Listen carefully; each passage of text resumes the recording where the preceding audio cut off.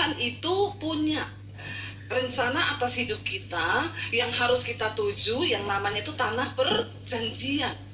Ya, sampai detik ini kita masih punya itu dan kita harus menuju ke sana sampai kita mencapai tanah perjanjian yang Tuhan beri buat kita, yaitu apa? Kehendak Tuhan yang sempurna atas hidup kita. Itu tanah perjanjian kita. Ya. Nah, untuk menuju ke sana itu memang tidak mudah. Bahkan banyak orang tidak bisa mencapai itu, Saudara. Nah, kita semua harus mencapai itu. Ketika Yosua akan menggantikan Musa saat Musa mati, tidak gampang. Tapi kita percaya waktu Tuhan panggil kita, maka Tuhan juga kasih petunjuk agar kita sampai kepada rencana Tuhan. Ya, dan memang tidak gampang. Dibutuhkan juga waktu yang tergantung dari ketaatan kita. Cepat atau lambat proses dalam hidup kita ini tergantung dari ketaatan kita. Makanya jangan suka muter-muter terus di padang gurun. Ya, capek, Saudara. Lalu Tuhan itu memberi satu petunjuk kepada Yosua, Saudara. Kalau kita lihat di sana Tuhan itu panggil Yosua. Ya, dan dia berkata, hambaku Musa sudah mati, dan sekarang kamu yang harus menggantikan dia untuk membawa bangsa ini keluar dari tanah perbudakan menuju tanah perjanjian, yaitu ke tanah Kanaan. Lalu ya pasti berkecamuklah dalam hati Yosua, aduh ya, membawa bangsa ini yang tegar tengkuk, yang keras kepala. Musa aja orang yang super. Di Alkitab dicatat orang yang paling lemah lembut itu Musa. Mungkin dia dari Solo. Ini ya, mirip-mirip suami saya. Musa itu paling tercatat. Kenapa Tuhan pilih Musa? Karena dia lemah lembut. Musa itu tidak bisa marah, Saudara. Ya, suami saya juga begitu. Kalau mau marah, aku boleh marah enggak? Saya bilang kalau mau marah aja, enggak usah permisi. Ya, masa mau marah permisi, mau marah dulu gitu. Ya, itu orang Solo itu, Saudara. Orang Surabaya juga begitu?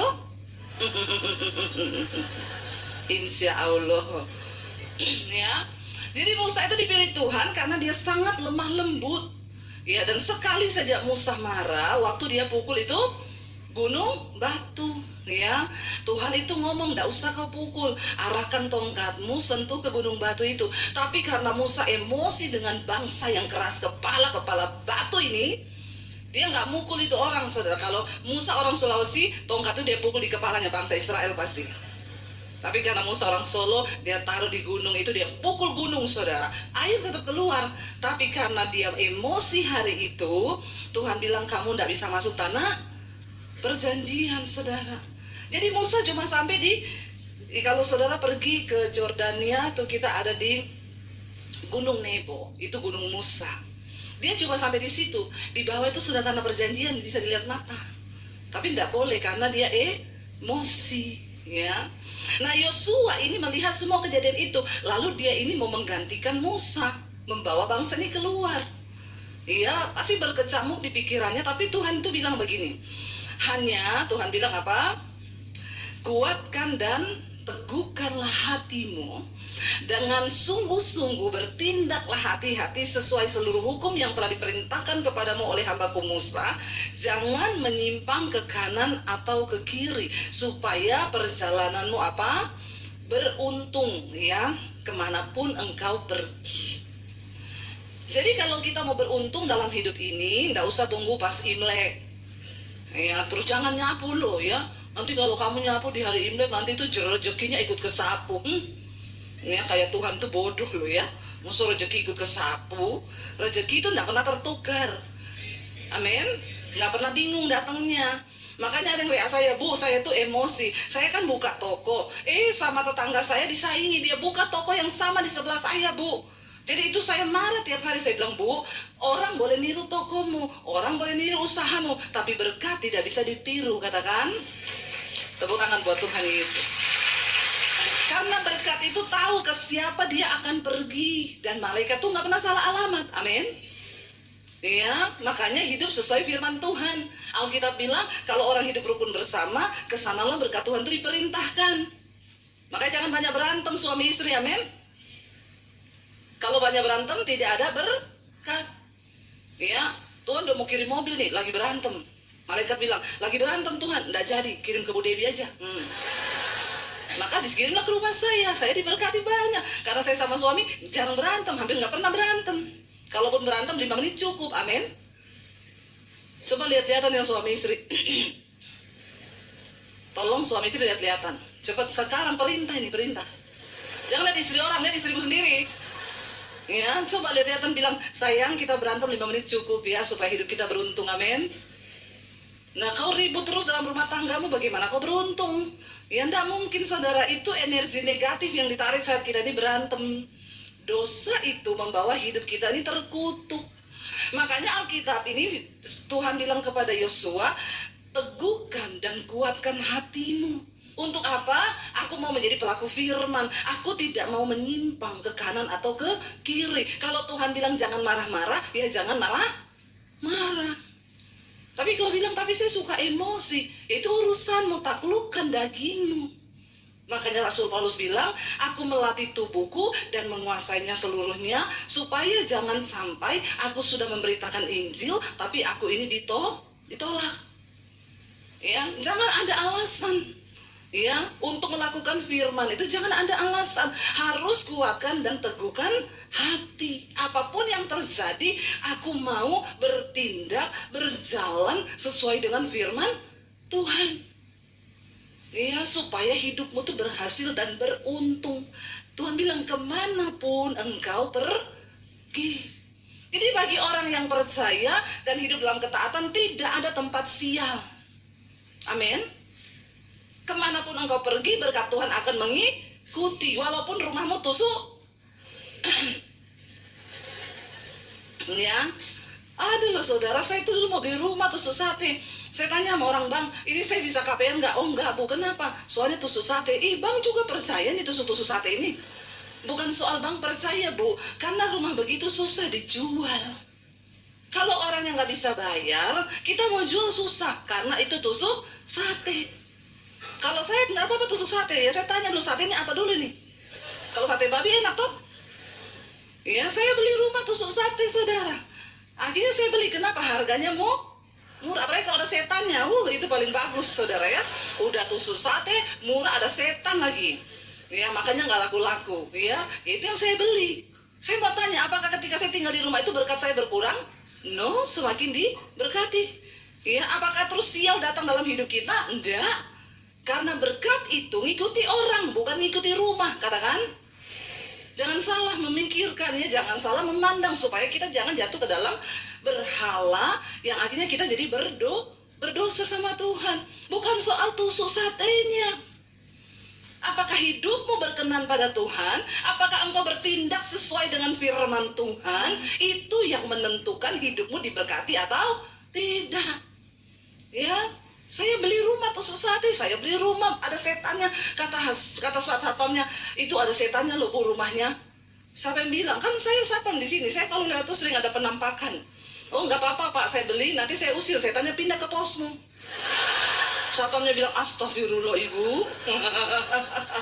Ya, nggak ada pak, setan mau tinggal rame-rame dengan orang yang beriman. Kalau kita beriman, setan tuh nggak betah, kecuali kalau temennya, nah itu. Ya, kalau temannya dia senang tinggal, teman akrab lagi ya. Akrab sekali kita, sama-sama berdosa. Kan setan tuh suka yang banyak dosanya tuh setan suka.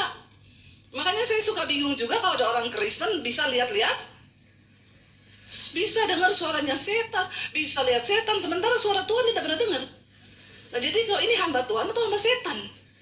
Ya, jadi yang pertama Bapak Ibu, teguhkan hatimu supaya sikapmu, tindakanmu seturut dengan firman Tuhan. Jangan melenceng ke kanan atau ke kiri. Memang untuk melenceng itu sangat tergoda kita ini. Ya, disuruh keluar dari firman itu tuh sangat tergoda. Tapi tetapkan hati. Misalnya nih, kau lagi butuh duit. Kalau firman Tuhan ajarkan apa? Jangan mengandalkan manusia, tapi berdoa datang kepada Tuhan. Tapi kan godaannya setan tuh gini, nggak usah lah, Tuhan kan nggak kelihatan, mending kau pinjam sama mertuamu. Waktu kau pinjam sama mertuamu, kau sudah terkutuk. Karena Alkitab bilang, terkutuklah orang yang mengandalkan Ini loh, kadang-kadang kita tidak mengerti yang begini-begini nih. Karena Kadang-kadang kita mencoba dengan kekuatan kita, mencari keberuntungan dengan cara kita. Makanya hidup kita tuh muter-muter terus di padang gurun, tidak pernah mengalami terobosan, bisa masuk ke tanah perjanjian. Saya ini ngomong sama saudara ini bukan karena saya cuma berteori, saya mengalami. Makanya saya bisa cerita. Diberkatilah orang yang mengandalkan Tuhan. Waktu butuh duit, jangan buru-buru cari manusia, tapi duduk di kaki Tuhan, berdoa. Kemarin ada satu kesaksian yang luar biasa masuk di mesbah doa. Shalom Bu Debbie, saya mau bersaksi bagaimana pekerjaan Tuhan tuh ajaib katanya. Ya, jadi dia cerita suami saya tuh tiba-tiba meninggal Bu. Jadi meninggalnya itu dia habis sarapan bareng di rumah lalu pergi ke kantor. Istrinya masih dada-dada, suaminya pergi. Tiba-tiba siang jam 12 dapat kabar suaminya meninggal di tempat kerja. Istrinya bilang itu saya syok, saya kaget, saya tidak bisa berkata-kata karena Bu, saya nggak tahu mau ngapain, saya ini nggak ada pekerjaan, cuma suami yang kerja, dan saya juga tidak bisa menggantikan pekerjaan suami saya yang harus keliling menjadi distributor dan lain sebagainya. Akhirnya ketika suami saya meninggal, banyak pertanyaan di hati, kenapa Tuhan, saya belum siap, kenapa. Tapi dia bilang, puji Tuhan, saya itu tiap malam dengar mesbah doanya Ibu Debbie. Ya, di sini ada yang dengar mesbah doa tiap malam jam 8 di channel saya Debbie Bajer TV. Kalau belum, tolong subscribe. Ya, supaya imanmu tuh bertumbuh. Ini dia bersaksi. Lalu dia bilang, saya salahin Tuhan kenapa, tapi waktu saya dengar mesbah doa, saya jadi sadar ibu selalu berkata, semua yang terjadi di hidup kita ini seizin Tuhan. Soal takdir loh ya, bukan soal utang pinjol. Kalau itu urusanmu, bukan urusan Tuhan, karena kau mengandalkan manusia. Tapi kematian, ya sakit, apa tuh banyak memang Tuhan izinkan. Apalagi kematian itu memang takdir Tuhan. Lalu dia berusaha menerima takdir itu. Aku percaya bahwa ya udah, semua yang terjadi itu seizin Tuhan. Akhirnya Bapak Ibu, satu hal yang dia takuti, kenapa? Ya suaminya itu meninggalkan cuma satu, hartanya mobil. Itu pun masih dalam keadaan nyicil di leasing. Lalu dia pergi ke leasing itu, dia bilang, Pak ini mobil, ya gimana ya Pak, karena suami saya meninggal, apakah ada asuransi suami saya di sini? Oh maaf Bu, kalau meninggalnya karena kecelakaan, maka Bapak bebas dari tanggungan. Atau hilang, kecurian, itu yang ada di perjanjian leasing. Tapi kalau meninggalnya ya karena begini, enggak ada Bu. Jadi keputusannya ibu harus tetap bayar cicilan suami. Dia pulang dengan hati yang lemes, dia berdoa. Dia tadinya berpikir mau minta tolong sama siapa, karena ini sudah jatuh tempo 1 bulan. Dia cuma menangis sama Tuhan karena dia bilang, memang saya nggak ada pekerjaan Bu, ya saya untung anak cuma 1 dan saya hidup dari tabungan saya seadanya. Lalu berjalannya waktu, dia cuma bisa menangis, angsuran jatuh tempo 2 bulan. Tapi satu kali dia bilang, ketika saya dengar khotbah ibu, saya nangis di kaki Tuhan Bu. Saya minta ampun sama Tuhan kalau saya sudah menyalahkan Tuhan, bahkan saya mencoba mengandalkan manusia. Dia bilang, Tuhan, aku cuma serahkan masalah mobil ini, kalau Tuhan kasih jalan keluar, yang seperti apapun aku tidak bisa bayangkan, karena di depanku nggak ada jalan keluar. Itu namanya jalan buntu. Tapi aku berjanji, kalau Tuhan tolong, aku mau bersaksi. Itu janjinya. Tiba-tiba saudara, abis dia berdoa malam itu di jamaah Tuhan, dia nangis sama Tuhan. Besoknya dia tergerak untuk kembali ke leasing, mempertanyakan karena sudah 2 bulan belum bayar. Dia datang ke leasing, ketemu dengan orang, dan orang yang berbeda saudara, ketemu sama dia, dan oh iya Bu, sebentar ya Bu. Dia bilang, ini kayaknya Ibu sudah datang dulu ya. Sudah, dan keputusannya begini, sebentar ya Bu. Tiba-tiba dia dipanggil dan orang itu bilang begini, oh oke Bu, ini ya sudah saya pelajari, ternyata ya ini bisa, ibu nggak usah bayar lagi, dan udah mobil itu dianggap lunas karena suami ibu udah meninggal. Dan ini Bu, ya buat suami ibu sudah meninggal, ibu dapat pesangon. Dia bilang gini, tepuk tangan dong buat Tuhan. Saudara ya, kadang-kadang Tuhan tuh aneh-aneh ya. Kita bahkan nggak bisa mikir jalannya Tuhan. Dia bilang, Bu, saya sudah pernah pergi. Kemarin itu dia bilang, saya datang ke leasing itu dengan niat apa? Mau balikin itu mobil. Karena sudah 2 bulan menunggak, tidak ada jalan. Waktu saya mau balikin mobil, tiba-tiba Tuhan berperkara, malah dapat pesangon, dan itu uang bisa dipakai untuk usaha kecil-kecilan yang menopang keluarganya. Tuhan ajaib nggak saudara? Ya, itu yang dimaksud dengan orang-orang yang mencari Tuhan, mengandalkan Tuhan. Saya juga kemarin, saya kemarin baru landing dari Riau, begitu turun langsung datang ke ucapan syukur, ibadah ucapan syukur. Ada orang buka satu usaha. Dia bilang, kenapa saya undang Ibu Debbie? Karena orang ini, saudara, pernah telepon saya jam 1 malam. Bu, tolong doakan, Bu. Bagaimana ini, saya sudah nggak tahu. Tiba-tiba partner bisnis saya memutuskan hubungan kerja sepihak. Dan saya ini disuruh kembalikan kongsiannya. Kalau sampai besok saya tidak kembalikan, Bu, itu jumlahnya miliar, saudara. Kalau sampai besok saya tidak balikan, Bu, maka saya akan dilaporkan ke polisi. Terus saya bilang, kapan, Bu, batas terakhirnya? Besok jam 10. Saya bilang, Ibu nggak ada waktu yang lebih singkat lagi telepon ke saya begitu? Maksudnya, ya saya coba deh, Bu, saya coba sama teman-teman saya tawari ke teman-teman saya, dia kirim company profile perusahaannya, saya kirimi beberapa teman, semuanya menolak. Maaf ya Bu Debbie, saya bukan apa-apa, saya takut janjian yang begitu itu. Bapak cuma kembalikan aja nih uang kongsian temennya, nanti Bapak ikut kerja sama. Oh enggak, saya enggak bisa. Dia bilang, Bu Debbie ada uang enggak? Ya saya sih ada ya, tapi kalau saya kasih ke Ibu, terus anak-anak sekolah Alkitab saya makan apa? Terus saya pelayanan itu buat apa? Nggak bisa, Bu, saya nggak bisa campur-campur pelayanan dengan bisnis-bisnis begitu. Jadi, Bu, malam ini saya cuma bisa berdoa, harapkan Tuhan, karena dalam seperberapa detik Tuhan sanggup melakukan mujizat. Saudara tahu, malam itu saya juga nggak bisa tidur. Saya bilang sama suami, kasihan banget ya dia ya, karena saya juga kenal ibu ini. Lalu ya udah kami berdoa, dia nangis malam itu, saya berdoa lewat telepon, saudara. Besoknya jam 12 siang, dia WA saya, Bu Debbie, puji Tuhan. Ini tadi malam nih baru nangis-nangis, cari uang miliaran. Tiba-tiba jam 12, puji Tuhan. Bu, gimana ceritanya? Saya telepon, sudah ada, Bu, uangnya. Tadi jam 11 sudah ditransfer semua ke orangnya. Ibu gimana? Jadi, Bu, tadi pagi itu saya bangun, habis kita berdoa tadi malam, jam 2 kayaknya, jam 2 pagi. Ya, pagi-pagi saya bangun, saya langsung mandi. Tiba-tiba Tuhan taruh di benak saya ada satu orang yang sebelumnya saya tidak terlalu kenal dekat, tapi Tuhan taruh dia di hati saya. Saya pergi gitu ketemu dia dan istrinya, saya curahkan semua isi hati saya kasih lihat company profile perusahaan saya. Mereka berdua itu percaya, dan bapak itu ngomong, saya tadinya nggak mau percaya karena saya sudah banyak kali ditipu orang ngajak-ngajak kongsian, tapi nggak tahu ya, sama ibu itu saya nggak bisa menolak, katanya kayak hatinya itu ada yang ngomong transfer sekarang. Dan kemarin, saudara, saya sudah pergi doa ucapan syukur, kantornya gitu langsung 4 ruko ya, besar sekali. Dan puji Tuhan, dia bilang, puji Tuhan, Bu, sekarang sudah orderan masuk semua. Dan orangnya itu juga bukan orang Kristen yang tolong dia.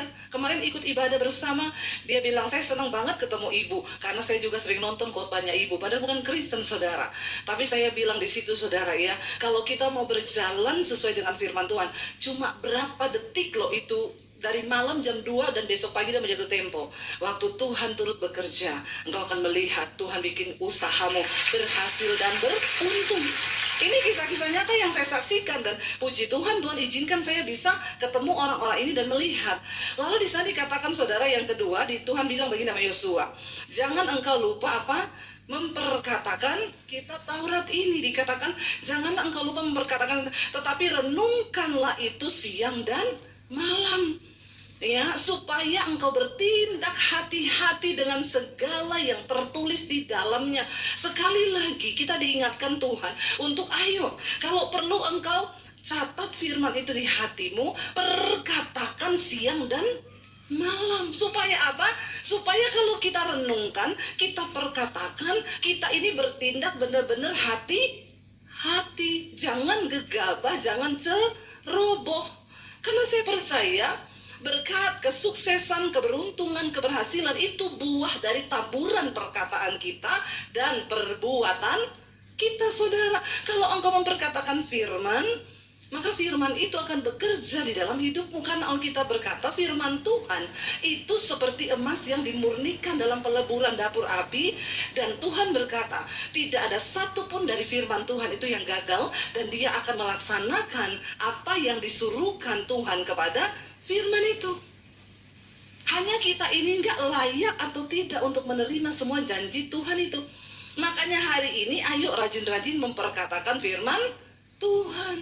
Ya kalau takut berkatakan dalam nama Yesus, roh yang ada padaku lebih besar dari segala roh yang ada dalam dunia ini, amin.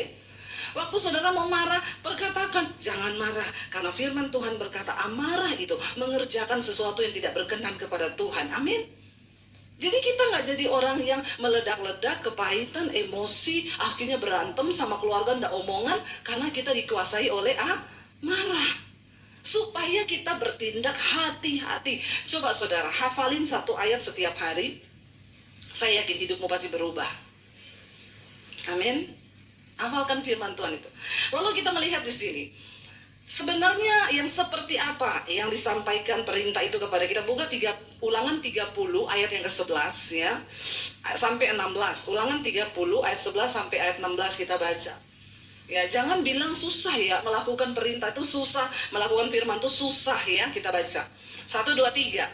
Sebab perintah yang kusampaikan kepadamu pada hari ini tidaklah terlalu sukar bagimu dan tidak pula terlalu jauh. Melakukan firman itu tidak sukar, asal kita mau. Tapi banyak orang Kristen tidak mau jadi pelaku firman, cuma mau jadi pendengar aja. Dibilang jangan bersinah.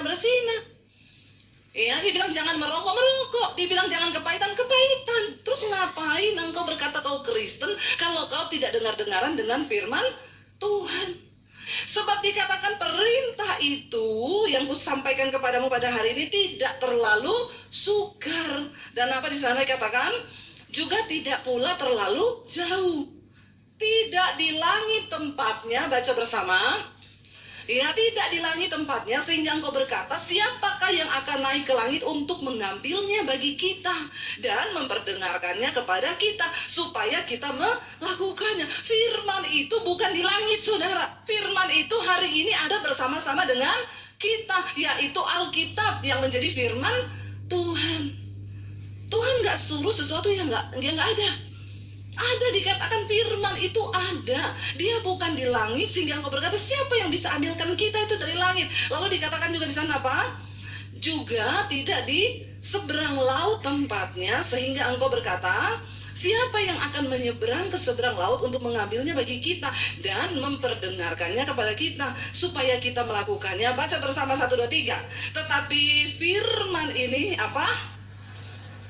Yaitu di dalam dan di dalam untuk amin saudara. Firman itu dekat, yaitu dalam hati dan mulut kita. Sekarang tinggal pilihanmu, mau gak simpan Alkitab, simpan firman dalam hati dan mengucapkan lewat mulut, supaya kita hidup bertindak sesuai dengan firman Tuhan. Pilihan yang di tangan kita kok saudara. Makanya saya selalu bilang, itu loh orang mau konseling, Bu tolong dijawab. Saya baca, Bu saya itu hidupnya begini Bu. Ya memang sih saya ini bukan Kristen yang taat. Ya kagak usah konseling, tobat aja, amin. Heran saya, oleh gitu ya tolong dong Bu dibalas. Nggak perlu dibalas, saya baca. Ini sih orang Kristen keras kepala batu. Dia udah tahu sebenarnya hidupnya, tapi pura-pura tidak tahu. Nggak usah konseling terus. Yang harus kau lakukan adalah bertobat. Ngapain konseling kalau nggak bertobat? Udah dibilang jangan bersinah, jangan selingkuh, tetap aja bersinah, tetap aja selingkuh. Dibilang jangan homo, jangan lesbi, tetap aja. Kemarin di Jakarta ketangkap 56 orang pesta seks, ya satu kamar. Saya nggak bisa bayangkan tuh gurita, cumi-cumi semua ada dalam situ, kepiting. Itu kan aneh ya Bapak Ibu. Kita bayangkan aja udah jijik ya begitu. Dan yang saya heran, waktu saya lihat itu fotonya, nggak ada loh yang model-model tampang bencong tulang lunak. Semuanya kelihatan keker loh. Ada yang udah punya istri, punya anak. Rata-rata mereka menikah. Aduh, mengerikan sekali zaman ini. Sampai ada anak gadis yang bilang, Bu Debbie, itulah sebabnya saya tidak mau menikah, Bu. Karena sekarang ini istri-istri saingannya bukan cuma sama pelakor, sama cumi dan gurita. Banyak boti juga ya. Bertobat saudara. Bagaimana kita nggak jadi Sodom dan Gomora ini? Kita setengah mati berdoa supaya bangsa ini diluputkan dari murka Tuhan. Ada aja orang-orang yang bikin penghukuman itu turun. Kayak Sodom dan Gomora. Saya berdoa di sini nggak ada ya boti-boti. Ya Allah, subhanallah. Bener loh saudara, saya bayangkan satu kamar 56 orang. Mereka pesta seks begitu, yang laki-laki semua tuh, coba ya. Saya juga kalau jadi Tuhan, udah saya bikin api turun itu di situ tuh. Ya, untung bukan saya loh Tuhannya. Tuhan tuh maha sabar. Karena Alkitab bilang, Tuhan itu tidak berkenan pada kematian orang fasik. Sebenarnya Tuhan tidak mau orang berdosa itu mati. Karena dia nggak berkenan. Tapi dia mau mereka itu bertobat. Tapi kalau nggak tobat-tobat juga ya bagaimana ya saudara ya? Tolonglah please, ayo kita jadi pelaku firman. Kalau dibilang jangan selingkuh, ya jangan selingkuh. Amin bapak-bapak. Amin juga ibu-ibu. Ini lagi heboh-heboh viral-viral di kasus perselingkuhan ini. Ya, nggak cuma bapak, ya bapak-bapak selingkuhnya juga sama ibu-ibu memang. Makanya nih bapak-bapak dan ibu-ibu saya harus tembak semua ini. Ya, karena kalau nggak ada ibu juga bapak juga nggak selingkuh katanya ya. Jadi ini aneh saudara. Ayolah kita ini mengejar perkenanan Tuhan. Dosa itu yang bikin hidup ini jadi sial. Bahkan dosa itu juga membawa noda bagi bangsa saudara. Kita nih perlu sungguh-sungguh berdoa buat bangsa kita, buat para pejabat kita supaya nggak hidup dalam dosa. Ya ini saudara, ya lihat begitu. Saya tadi pagi lagi dengar kasus hamba Tuhan besar bercerai karena istrinya lesbi. Ya, saya lihat, Tuhan ya, kenapa nih dunia jadi begini? Setan itu berusaha menggiring kita ini untuk melakukan dosa. Tapi kita harus meneguhkan hati. Firman itu tidak jauh, ada di mulut dan di hati. Dengar baik-baik ya, kalau ada yang homo di sini, yang boti, yang lesbi, yang selingkuh, bertobat, amin.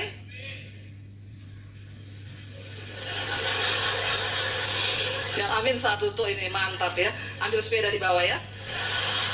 Hadiah buat kamu. Tapi kayaknya dia belum menikah kan? Oh belum, ya. Jangan-jangan pacarnya pernah diselingkuhin. Oh enggak juga. Puji Tuhan, kau cari pasti dapat yang terbaik dari Tuhan. Ya jangan bermain-main dengan dosa. Firman itu tidak jauh. Yang terakhir sudah waktunya hampir habis nih ya.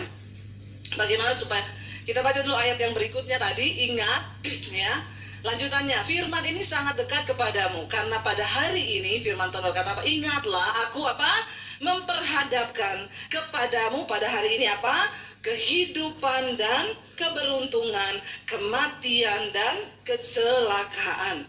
Karena pada hari ini aku memerintahkan kepadamu untuk apa? Ini perintah itu. Ini perintahnya, baca bersama.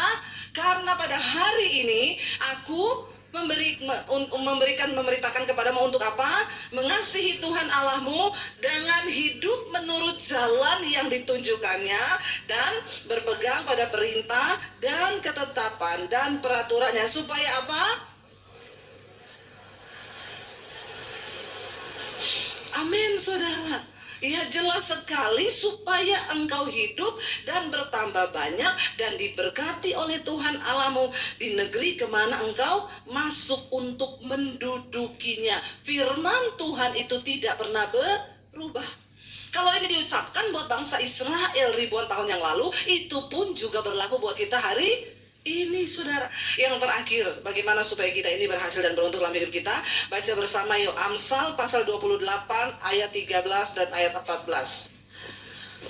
Amsal 28 ayat 13 dan ayat 14, baca bersama. Siapa menyembunyikan pelanggarannya tidak akan beruntung, tetapi siapa mengakuinya dan meninggalkannya akan disayangi. Ayat 14, berbahagialah orang yang senantiasa takut akan Tuhan, tetapi orang yang mengeraskan hatinya akan jatuh ke dalam. Ini firman yang katakan saudara. Dikatakan bahwa berbahagialah orang yang yang tidak menyembunyikan pelanggarannya, mengakuinya dan meninggalkannya. Tapi orang yang menyembunyikan pelanggarannya pasti hidupnya tidak akan biar kau usaha siang malam, biar kau banting tulang siang malam, kalau ada dosa yang kau sembunyikan dalam dirimu, maka percaya hidupmu tidak akan pernah beruntung. Karena berhasil dan beruntung itu berbeda. Banyak orang kelihatan berhasil. S1, S2, S3, S5, S12. Lulus bagus cum laude. Pekerjaannya bagus, tapi hidupnya menderita. Banyak. Tapi kalau rencana Tuhan, engkau berhasil dan beruntung. Ada orang kelihatannya tokonya rame, tapi begitu hitung-hitungan, kok tidak ada untung ya? Padahal rame loh. Ada yang begitu? Ada. Jangan sembunyikan pelanggaranmu. Akui di hadapan Tuhan supaya Tuhan pulihkan keadaanmu. Saya pernah doakan ketemu satu orang ibu, dia cerita, Bu, saya sudah menikah, nggak hamil-hamil. Lama saya nggak hamil. Terus mau didoakan nggak? Udah di satu titik yang nggak usah Bu Debbie, saya juga sama suami sudah menyerah karena kami sudah sama-sama berumur ya, dan sudahlah kayaknya juga udah nggak bisa. Sudah minta doa semua pendeta tapi nggak hamil. Ada yang mau cerita sama saya mungkin berhubungan dengan masa lalu waktu menikah, pernah menolak keturunan dulu nggak? Kan ada orang kita nikah dulu ya tapi nggak usah punya anak dulu. Kalau yang begini mending nggak usah nikah dulu karena kau sudah menolak duluan. Dia bilang, oh enggak Bu, kami waktu itu tidak menolak. Cuma saya mau tanya sama Bu Debbie, gini Bu, dulu waktu saya pacaran masih muda, saya beberapa kali melakukan aborsi. Saya menggugurkan kandungan saya. Apakah itu bisa menjadi kutuk sehingga saya tidak punya anak? Saya bilang kalau ibu sudah mengakuinya di hadapan Tuhan, sudah minta ampun, ya sudah diampuni harusnya asal ibu sudah bertobat. Tapi saya sih belum pernah mengakui ini Bu di depan manusia. Saya sudah akui di depan Tuhan. Tapi baru kali ini saya cerita sama Bu Debbie, boleh ibu tolong doakan saya? Oke, kita berdoa. Firman Tuhan berkata, orang yang mengakui pelanggarannya, meninggalkannya, dia akan beruntung. Kita berdoa, kita putuskan kutuk itu. Saya berdoa buat dia, Tuhan, dia mengakui dengan mulutnya, pada zaman dulu dia pacaran beberapa kali aborsi. Ampuni, patahkan kutuk itu dalam nama Yesus, beri keturunan.